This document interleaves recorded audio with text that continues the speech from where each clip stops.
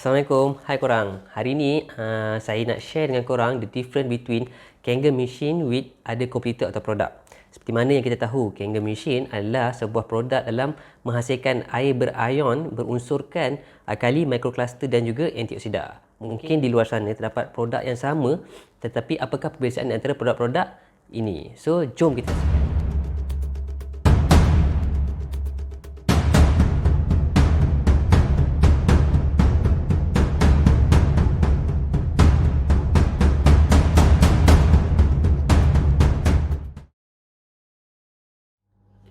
First thing first, untuk pengetahuan umum, Kangen machine adalah satu-satunya produk yang diklasifikasikan sebagai medical device.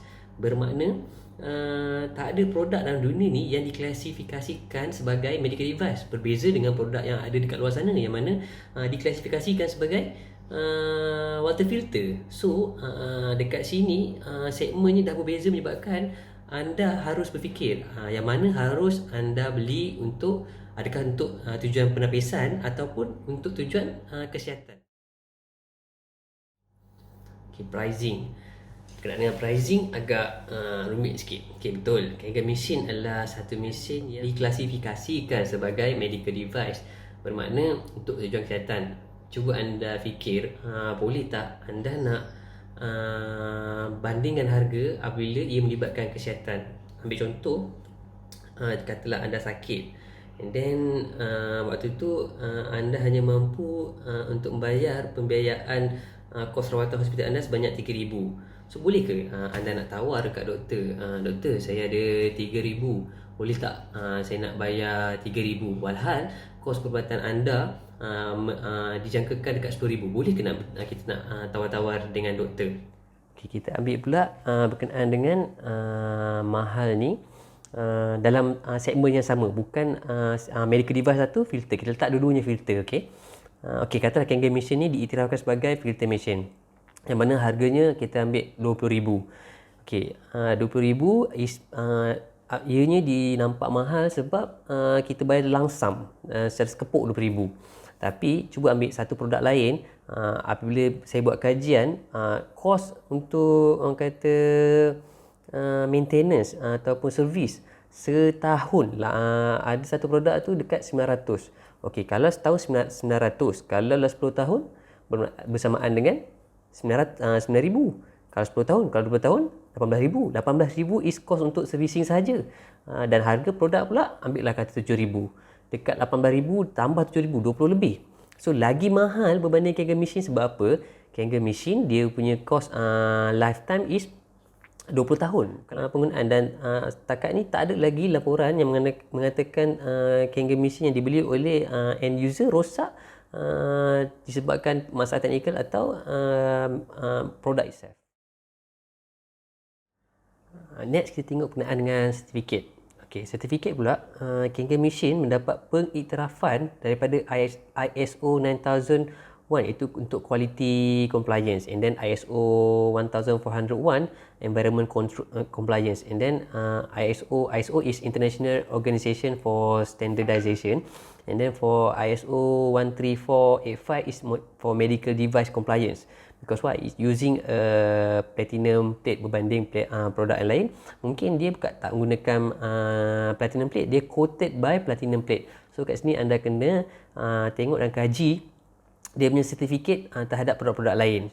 So dekat sini jika negara-negara ataupun orang yang hebat-hebat dah mengiktiraf, kat mana kita nak compare dengan produk yang which is Kangen machine. So produk lain, apakah pengiktirafan yang telah beliau ataupun mereka perolehi dalam menghasilkan produk ion ataupun medical device.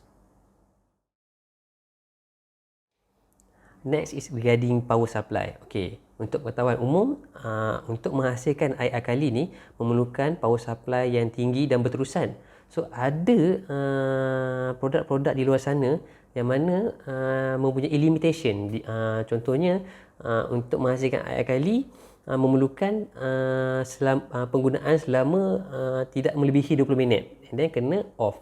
So kat sini apabila off, penghasilan air ion air alkali ni tidak bermutu tinggi, berbeza dengan Kangen machine yang mana produk ini menggunakan power output yang tinggi dan berterusan bagi menghasilkan air alkali. Dan air alkali ni dia terhasil disebabkan oleh pengasingan H2O, molekul air itu daripada H, hidrogen yang positif, dan juga OH kepada yang negatif menghasilkan air alkali. Seterusnya kita lihat berkenaan dengan jenis-jenis pH yang terhasil oleh satu mesin. Okey, untuk pengetahuan umum, Kangen machine dapat menghasilkan lebih kurang 6 jenis pH yang berbeza-beza dalam satu mesin. Contohnya seperti pH 11.5, and then pH 9.5, pH 7.5, pH 5.5 dan juga pH 2.5. Setiap pH berbeza-beza dan mempunyai kegunaan tertentu. So semakin tinggi perbezaan pH yang terhasil oleh satu mesin adalah bagus berbanding jika mesin itu dapat menghasilkan satu sahaja jenis, satu ataupun tiga perbezaan pH tersebut. Seterusnya adalah berkenaan dengan tempoh atau tahap kealkalian air yang terhasil daripada mesin tersebut.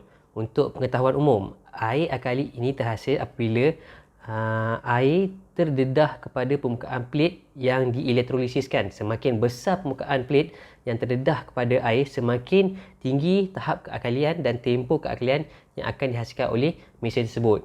Jadi di sini dapat kita lihat perbezaan di antara plate yang dimiliki oleh Kangen machine dan juga mesin-mesin lain.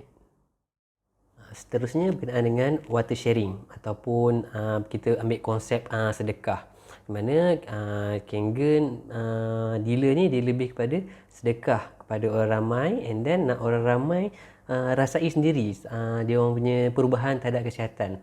Begitu juga dengan konsep orang kata showroom ataupun test drive. Makna katalah ambil contoh, katalah kita pergi ke Volkswagen punya test drive ataupun showroom, and then kita test drive, kita tu rasa seronok, agak-agak kita akan beli kereta lain ke kalau kita dah seronok dengan corak pemanduan ataupun handling Volkswagen?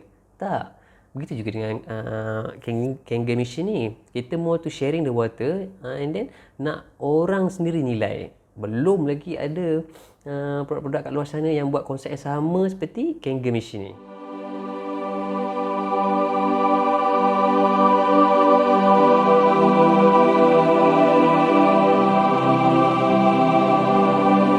Okay guys, itu saja perkongsian saya berkenaan dengan perbezaan di antara Kangen machine dan juga produk-produk lain.